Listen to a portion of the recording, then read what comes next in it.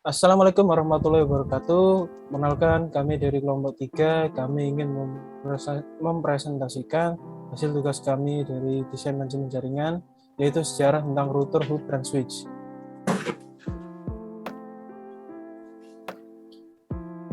Namun sebelumnya izinkan memperkenalkan diri kami, dimulai dari saya, yaitu Muhammad Sevalir Daniswara dengan NPM 012.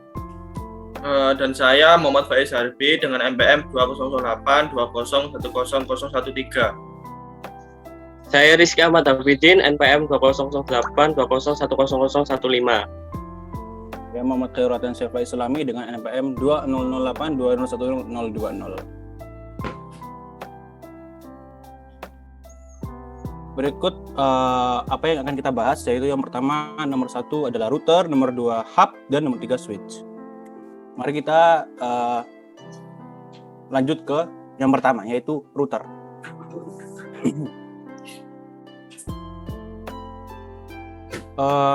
Router di sini adalah salah satu peripheral atau perangkat keras pada komputer yang sebagai pelengkap yang dirancang untuk transmisi data melalui jaringan antar device atau perangkat. Router seperti namanya, dia itu berfungsi merouting ke device yang dituju sesuai dengan keinginan dari kita sebagai pengguna. Router itu ada 3. Yang pertama ada router statis, router dinamis, dan wireless router. Yang pertama, router statis adalah router yang dimana prosesnya dilakukan penyetingan secara manual oleh administrator, dan router ini sangat cocok untuk jaringan di skala kecil. Lalu yang kedua ada router dinamis. Router ini dapat membuat tabel routing secara otomatis berdasarkan volume dari lalu lintas jaringan. Jadi tidak seperti router statis yang harus disetting manual. Sehingga router dinamis itu sangat cocok untuk jaringan yang berskala besar seperti misalnya sekolah, rumah sakit, ataupun tempat pembelajaran. Yang ketiga ada wireless router.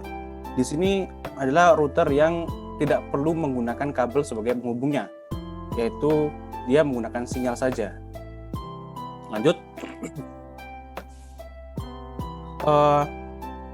Mari kita bahas sejarah dari router itu, bagaimana dia dibuat. Pertama kali pada tahun 1969, router itu belum berbentuk seperti apa yang kita lihat sekarang. Bentuknya masih seperti pada gambar, yaitu seperti lemari es besar seperti itu ya.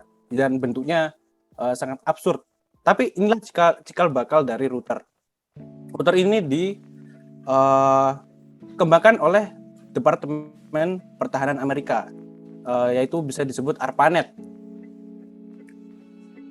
Sebagai router pertama, namanya adalah Interface Message Processor. Jadi namanya belum router ya. Jadi masih Interface Message Processor. Lalu pada tahun 1972, penciptaan router tercetus dengan nama awal Gateway. Gateway ini digalakkan oleh International Network Working Group. Lalu pada tahun 1974, router sejati pertama kali dikembangkan. Lalu pada 1976, router berbasis PDP-11 dikembangkan sebagai prototipe versi eksperimental dari internet. PDP-11 itu semacam komputer yang berbentuk seperti ARPANET ini ya. Lalu pada saat ini ada banyak sekali merek router yang dapat kita beli sesuai dengan spesifikasi, budget, dan juga kebutuhan. Seperti beberapa produsen router saat ini seperti TP-Link, D-Link, Huawei, Asus, dan masih banyak lagi. Lanjut. Nah, di sini ada contoh dari router yang termasuk router high end ya. Di sini adalah router gaming yang marketnya fokus untuk para gamer, yang dimana mementingkan performance bandwidth, dan harganya pun juga nggak main-main. Harganya dia sekitar 7.800.000 dicek 2021 ini ya. Selain performanya, dia juga memiliki tampilan yang sangat unik dan menarik sesuai dengan marketnya, yaitu gamer.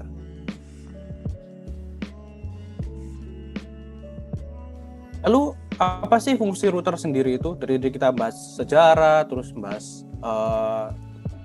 perkembangannya.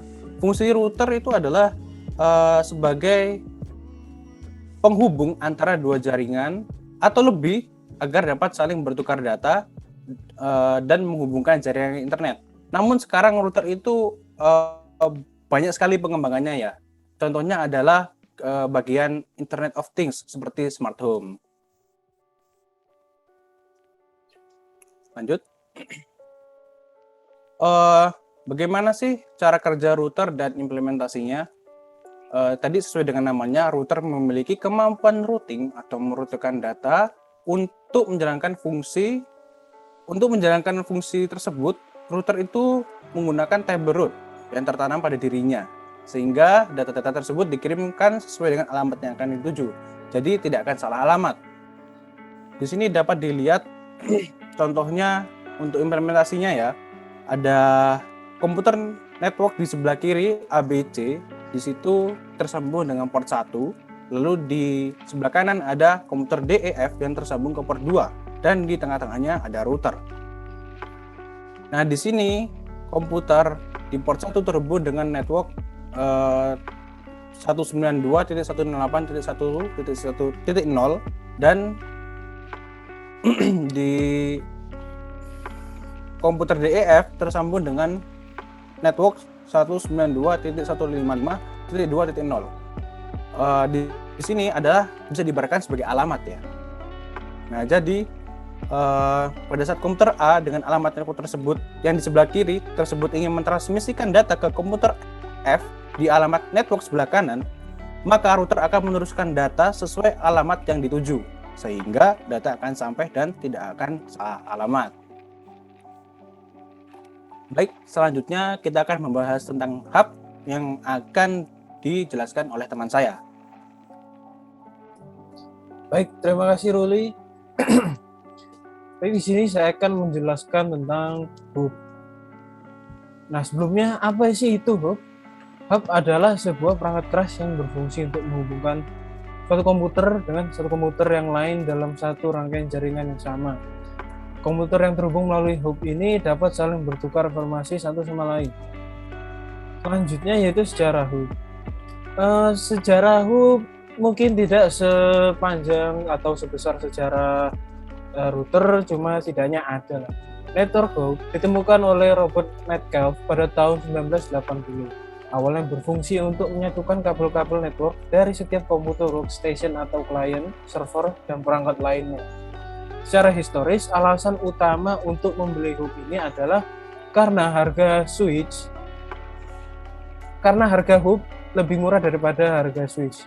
Di masa lalu hub digunakan sebagai pengganti switch karena lebih ekonomis. Namun harga sebuah switch untuk saat ini telah turun begitu drastis, hingga akhirnya switch lebih di-prefer dibandingkan hub. Nah, kemudian kita lanjut ke jenis-jenis hub, yaitu ada dua, hub pasif dan hub aktif. Hub pasif adalah hub yang berfungsi sebagai pemisah atau pembagi jaringan, tetapi tidak melakukan penguatan sinyal. Sementara itu, hub aktif adalah hub yang berfungsi sebagai penghubung jalur secara fisik dan penguat sinyal juga dalam sebuah jaringan. Tetapi hub aktif memerlukan aliran listrik untuk menguatkan sinyal tersebut. Selanjutnya, fungsi hub. Adapun fungsi hub diantaranya yaitu 1. Menghubungkan perangkat jaringan untuk bisa saling bertukar informasi. 2. Menambah jarak jaringan. 3. Menyediakan fleksibilitas untuk mendukung antar muka yang berbeda. 4. Memfasilitasi penghapusan atau penambahan workstation. 5. Penawaran fitur toleransi kesalahan, isolasi kerusakan, dan yang terakhir menyediakan pengelolaan terpusat. Selanjutnya, cara kerja hub. Hub bekerja dengan cara menerima data dari perangkat yang terhubung ke dalam port-portnya dan akan mengirimkan data tersebut ke perangkat lain yang terhubung ke port hub tersebut. Pada kasus menghubungkan dua komputer, kita cukup perlu menggunakan kabel UTP saja, maka kedua komputer tersebut akan sudah bisa terhubung. Namun, pada kasus komputer yang lebih banyak, kita membutuhkan hub ini untuk mengirimkan data dari komputer yang satu dan langsung teruskan ke sisa komputer lainnya. Ketika hub menerima data dari satu komputer tersebut, maka informasi akan dikirimkan ke semua komputer lainnya. Meskipun mungkin data pada hub tersebut akan diteruskan semua perangkat yang terhubung pada hub tersebut. Nah, berikut adalah target dari dua hub yang berbeda. Di kiri ada sebuah hub D-Link 16 port dengan fast Ethernet dibanderol dengan harga 445.000. Untuk yang D-Link ini direkomendasikan untuk sebuah kantor atau perusahaan level menengah ke atas. Sementara itu di sebelah kanan ada hub tenda 5 port dihargai dengan harga sebesar 120.700. Implementasi hub menggabungkan dua hub biasanya digunakan untuk sebuah jaringan yang berbeda, misalnya dari lantai 1 ke 2. Ini digunakan untuk menghemat kabel dan terlihat lebih rapi. Selanjutnya, switch akan dijelaskan oleh rekan saya, Muhammad Faiz Harbi. Oke, terima kasih Jeva. Untuk yang ketiga adalah switch.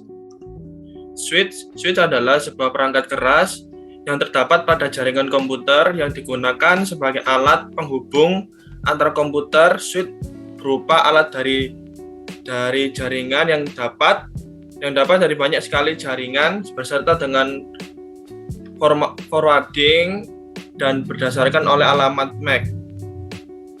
Melakukan pertukaran paket baik itu penerima, memproses, serta meneruskan data menuju perangkat lainnya.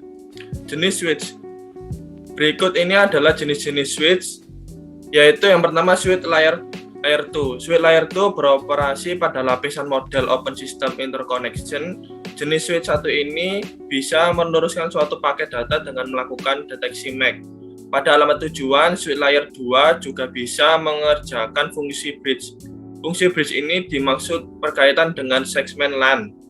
Hal ini dikarenakan pengiriman paket data tujuan tidak mengetahui protokol jaringan yang digunakan. Switch layer 2 bisa dipasang transparan dalam suatu jaringan. Perangkat dalam jaringan tersebut terpasang saja. Nantinya switch ini bisa mengetahui host-host yang tengah terhubung dari file code, address. Variasi switch layer 2 sering dipasang pada perusahaan besar. Hal ini demi melancarkan serta mempertinggi koneksi internet yang dibutuhkan. Yang kedua, switch layer 3. Switch layer 3 dapat dijumpai pada network layer lapisan Open System Interconnection. Variasi switch ini bisa digunakan untuk melakukan paket data dan memakai IP address pada perangkat tertentu. Switch 1 ini juga kerap kali disebut switch multi-layer atau switch routing. Switch layer 3 bekerja dengan kemampuan fast forwarding via hardware. Nantinya IP forwarding dapat melibat lookup, pengurangan hitungan TTL, serta menghitungkan all-score sum. Di samping itu, switch 1 ini bisa meneruskan frame dengan MAC, hard disk, dan output port yang semestinya. Untuk yang selanjutnya, sejarah switch. Konsep switch blok kecil data pertama kali dieksplorasi oleh Paul Baran di awal tahun 1960. Donald David di National Physical Laboratory di Inggris telah mengembangkan ide yang sama. Lorna Kleonard melakukan penelitian pada teori antrian yang akan penting dalam paket switch dan menerbitkan suatu buku di bidang terkait digital beralih pesan tanpa paket. Pada tahun 1961, ia juga kemudian memakai peran utama dalam membangun dan mengelola dunia pertama paket switch jaringan ARPANET. Jaringan komputer pertama dan jaringan pada switching dikerahkan untuk berbagi sumber daya. Komputer adalah jaringan gurita di Livermore National Laboratory yang dimulai menghubung 4 komputer 6600 data kontrol untuk beberapa perangkat penyimpan bersama IBM York 2321 data pada tahun 1968 dan IBM PhotoStore pada tahun 1970 dan beberapa ratus telemodel 33 ASR terminal untuk berbagai waktu dimulai pada tahun 1968. Perkembangan switch merupakan salah satu jenis switch. Saat ini banyak digunakan alat digadang-gadang sebagai teknologi switch masa depan. Sebuah terminal mampu mengirimkan berbagai layanan pada interface pengguna yang berbeda-beda. Karena pada TMAC layanan tertutup, para penyedia layanan dapat melakukan troubleshoot secara individual tanpa menggunakan pengguna lain. Berikut adalah beberapa fitur dan teknologi switch pada masa TMAC. Yang pertama adalah fungsi service untuk layanan berupa voice, video, dan data. Kedua akses untuk map, komplain, dan image IEE.